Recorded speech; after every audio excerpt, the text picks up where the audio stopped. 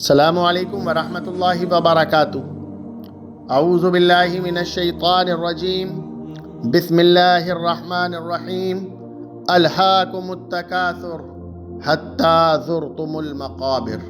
تم لوگوں کو زیادہ سے زیادہ ایک دوسرے سے بڑھ کر دنیا حاصل کرنے کی دھن نے غفلت میں ڈال رکھا ہے، یہاں تک کہ تم قبر میں جا پہنچے۔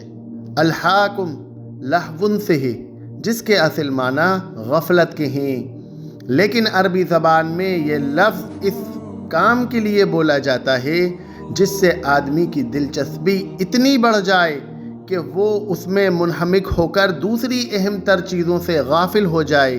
کسی چیز کے ساتھ اتنا لگاؤ اور دلچسپی جو اسے اہم چیزوں سے غافل کر دے۔ علامہ راغب لکھتے ہیں کہ جو چیز انسان کو مفید اور اہم امور سے غافل کر دے اسے لہون کہتے ہیں۔ اس مادے سے جب الہاکم کا لفظ بولا جائے گا تو اس کا مطلب یہ ہوگا کہ کسی لہو نے تم کو اپنے اندر ایسا مشغول کر لیا ہے کہ تمہیں کسی اور چیز کا جو اس سے زیادہ اہم تر ہے ہوش باقی نہیں رہا ہے۔ اس کی دھن تم پر سوار ہے، اس کی فکر میں تم لگے ہوئے ہو اور اس انہماک نے تم کو بالکل غافل کر دیا۔ التکاثر کثرت سے ہے، اس کے دو معنی ذکر کیے گئے ہیں۔ مال جمع کرنے میں ایک دوسرے سے سبقت لے جانا اور دوسرا مال و دولت کی کثرت پر فخر کرنا۔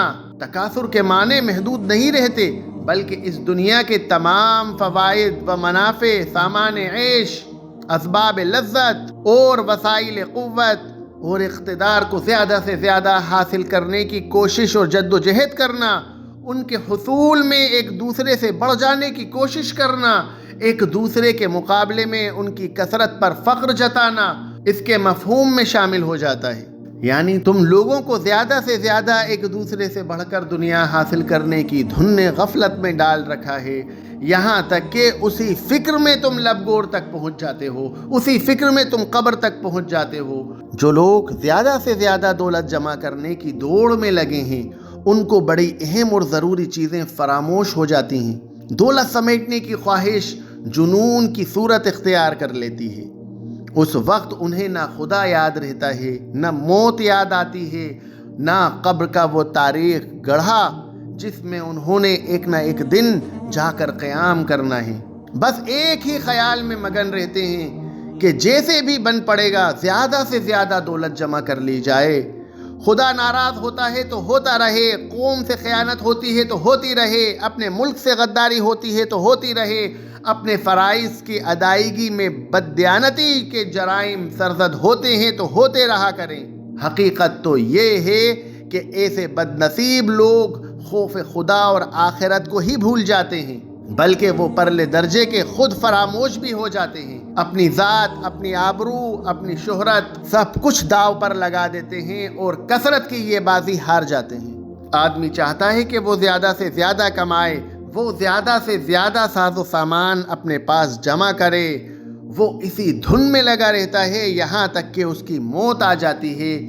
اس وقت اس کو معلوم ہوتا ہے کہ جمع کرنے کی چیز تو دوسری تھی اور میں کسی اور چیز کو جمع کرنے میں مصروف رہا۔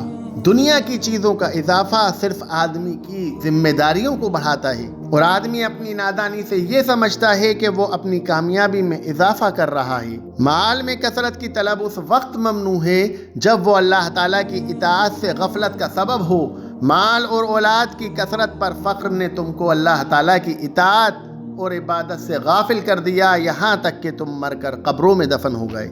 الہاکم التکاثر، کثرت کی ہوڑ نے، مال کمانے کی دوڑ نے، حاصل کرنے کی ہڑپ نے، بڑھانے کی چاہ نے، زیادہ سے زیادہ مال پر فخر و مباحت کرنے کی ہوڑ نے تم کو اللہ تعالیٰ سے، اللہ تعالیٰ کے ذکر سے، آخرت کی یاد سے، آخرت کی تیاری سے، روزہ آخرت سے تم کو غافل کر رکھا ہے۔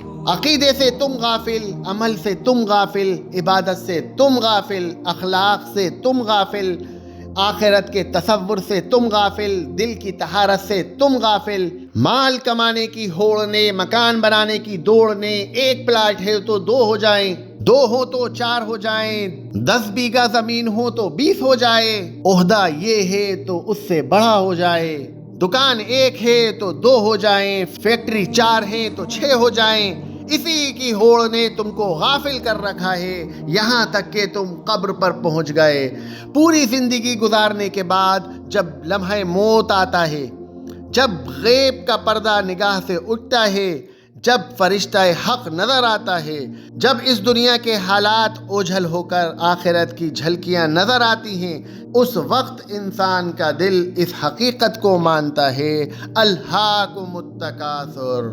اس وقت انسان کو اس بات کا خیال آتا ہے کہ میں نے کس طرح سے زندگی گزار دی، میں تو دوڑ میں لگا تھا، میں تو مال کمانے کی چاہ میں لگا تھا، اس مال کو تو میں چھوڑ کے جا رہا ہوں، یہ مال تو میرا تھا ہی نہیں، اس کی میں حفاظت کیوں کرتا تھا، کیوں میں اس کے لیے کیمراز لگاتا تھا، کیوں میں اس کے لیے کتے پالتا تھا، کیوں میں اس کی نگرانی کرتا رہا ساری زندگی، یہ مال تو میرا رہا ہی نہیں، یہ مال تو میرا ختم ہو گیا۔ اس وقت آدمی کو یہ احساس ہوتا ہے، اس وقت حقیقت کا پردہ اس کی نگاہ سے اٹھتا ہے اور اس کے سامنے یہ بات آتی ہے، الہاکم التکاثر۔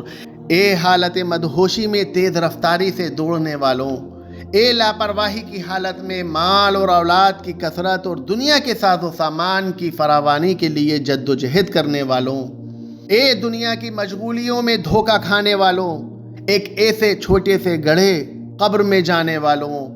قبر میں نہ تو مال ہوگا، نہ اولاد ہوگی، نہ وہاں کوئی فقر ہوگا، نہ وہاں اظہار برتری ہوگا۔ یہ دنیا کی حویث، دنیا کی لالچ، یہ کسی کام نہیں آنے والی۔ اللہ کے رسول صلی اللہ علیہ وسلم نے فرمایا کہ اگر ابن آدم کے پاس مال کی بھری ہوئی 2 وادیاں ہوں تو وہ تیسری وادی تلاش کرے گا، اور آدم کے بیٹے کا پیٹ تو مٹی کے علاوہ کوئی چیز نہیں بھرتی۔ تو اس دنیا کے اندر آدمی کی لالچ اور اس کی حرص کبھی ختم نہیں ہوگی، اس کی خواہشات بڑھتی چلی جائیں گی۔ جب وہ ایک چیز کو پائے گا تو پھر لگے گا تھوڑا یہ کر لوں، پھر لگے گا تھوڑا یہ کر لوں، ابھی میرا ہو گیا ہے تو اولادوں کا کر دوں، اب اولادوں کا ہو گیا ہے تو تھوڑا پوتوں کا کر دوں، اب پوتوں کا ہو گیا ہے تو تھوڑا بڑھاپے کا سہارا کر لوں، اب اس کا ہو گیا ہے تو تھوڑا اور تیاری کر لوں، اپنے بیٹوں کو سیو کر دوں۔ اسی اس میں پوری زندگی گزار دیتا ہے، تھوڑا تھوڑا تھوڑا تھوڑا تھوڑا کر کر اس کو موت آتی ہے، حتیٰ زرتم المقابر، قبر کی مٹی ہی اس کی خواہشات کو پورا کرتی ہے۔